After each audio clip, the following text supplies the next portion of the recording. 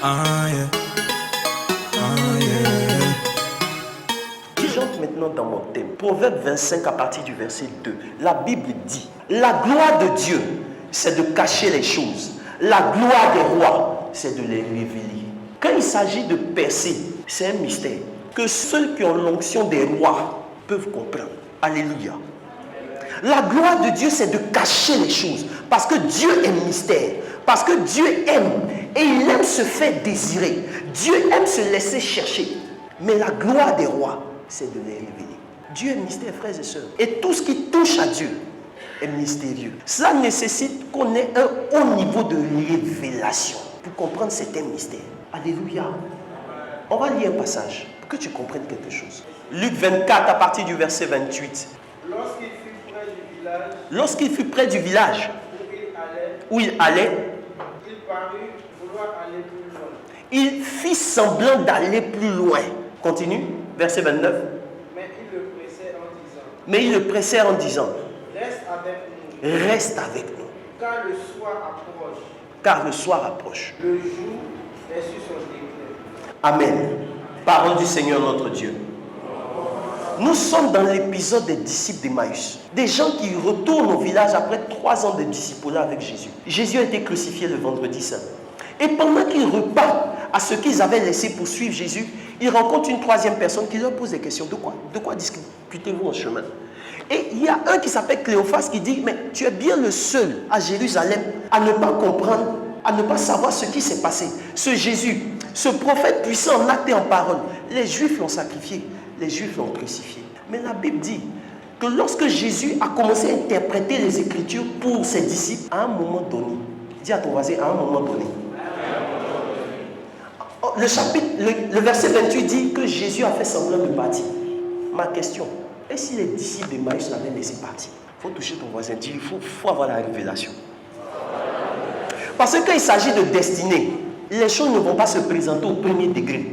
Dieu est mystère et il aime se laisser chercher. La gloire de Dieu, c'est de cacher les choses. La gloire des rois, c'est de les révéler. Tu peux être chrétien et ne pas comprendre comment on fait pour percer. Tu peux être spirituel et ne pas avoir les clés qu'il faut pour percer. Tu sais, si tu es ici, en rentrant à la maison, si tu as laissé ta clé ici, plains-toi comme tu veux. Il faut râler. Quand tu vas finir de râler, tu vas payer ton transport pour venir récupérer tes clés pour repartir. Tu comprends que quand il s'agit de clés là, ce n'est pas une question de pleurs. Ce n'est pas une question d'aller s'asseoir au Saint-Sacrement. Ce n'est pas une question de taper Amen sur Facebook. Tant que tu n'appliques pas les clés, ça ne passe pas, la porte ne s'ouvre pas. Et puis Dieu est là, il te regarde. Et puis quand tu arrives au ciel, tu dis, mais aïe, regarde comment il souffert sur la terre. Et puis Dieu te dit, non, ça n'a pas changé, mon amour n'a pas changé pour toi. Tu sais, tu vas arriver au ciel, mais que ta souffrance, là, Jésus va dire, non, mon amour n'a pas changé pour toi. Tu peux mener ta vie de médiocrité. Et quand tu vas arriver au ciel, Dieu va dire, mon amour n'a pas changé pour toi. Tu peux mourir mourant, ça ne va pas changer l'amour de Dieu pour toi. Mais tu peux percer dans cette vie aussi, et ça ne va pas changer l'amour de Dieu pour toi. Quand il s'agit de percer, il faut avoir un niveau de révélation. Ce qui fait la différence entre les hommes, c'est la révélation. Si tu mets Bill Gates dans un pays pauvre, très endetté, il va s'en sortir. Parce qu'il sait comment on fait. Dis à ton voisin, il sait comment on fait. Là où les gens se plaignent, lui, il arrive et puis il s'en sort. Pourquoi? Parce qu'il sait comment on fait. Il a les clés. Réussir ne fait pas partie. Réussir ne dépend pas du fait que tu pries. Je vais te dire la vérité. Pour tuer ta chair, il faut jeûner. Pour tuer ta chair, il faut jeûner. Il faut prier. On entre nos jeunes pour arrêter de chercher les femmes en désordre là. Je parle de toi. Il ne faut pas faire comme si je parle de ton voisin, je parle de toi. Pour arrêter de chercher les femmes en désordre là. Pour tuer ta chair, il faut prier, il faut jeûner. Mais pour réussir, avoir une certaine prospérité financière, on ne jeûne pas pour être prospère. Jésus a été confronté à un cas.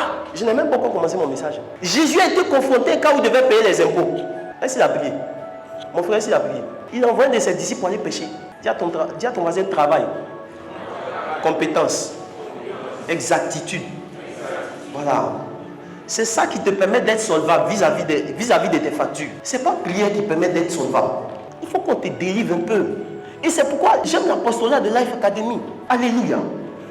Reconnaître ce qui accélère l'accomplissement de sa destinée. Premier point, il faut reconnaître. Et reconnaître fait appel au discernement, frères et sœurs.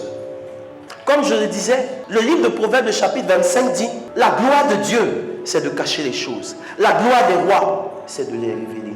Il faut avoir du discernement. Et lorsque Dieu s'est approché de Salomon, il lui a demandé qu'est-ce que tu veux. Salomon lui a dit, je veux la sagesse. Dieu est revenu après vers lui pour lui dire, comme tu n'as pas demandé la mort de tes ennemis. Parce qu'il y a des gens qui ont ça en cœur. Si aujourd'hui Dieu descend et puis il leur demande, qu'est-ce que tu veux? Nous on est mort. Parce qu'ils ont ça en cœur. Mais Dieu est venu après et puis il lui a demandé, comme tu n'as pas demandé la mort de tes ennemis, je vais te donner la sagesse. Mais en plus, je vais te donner même ce que tu n'as pas demandé. Tu auras une richesse que personne n'a eue sur cette terre. Alléluia. Des fois, Dieu pèse nos cœurs. Quand on rentre dans sa présence, il pèse nos cœurs. Qu'est-ce que tu dis à Dieu souvent? Dis à ton voisin, discernement. Et le discernement commence par une première chose. Savoir ce que tu veux dans la vie. Qu'est-ce que tu veux devenir? Qu'est-ce que tu veux avoir dans la vie? Amen. Je le dis clairement. Tu peux être jeune et avoir un niveau de sagesse que des gens qui ont 45 ans n'ont pas. D'ailleurs, même à 45 ans, ils font crise d'adolescence. Est-ce que tu me donnes l'autorisation de te choquer? Dis choque-moi.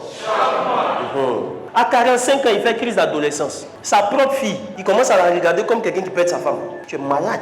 Et quand il s'agit de ce type de personne-là, il y a une seule chose que tu dois avoir pour réussir dans la vie. Ça s'appelle la sagesse. Dans ma langue maternelle, quand on dit quelqu'un instruit, on siffloie. Traduction littérale. Papier, là, il connaît. Mais quand on dit l'intelligent, on siffle. Il sait réfléchir. Tu peux avoir doctorat et puis tiens. Tu peux avoir doctorat et puis tu es ingénieur. Quand tu arrives au plateau, tu as l'impression que c'est le plus intelligent de l'Afrique de l'Ouest. Mais quand il s'agit de cerner les saisons de sa vie, il est parfaitement ignorant. Il mélange tout.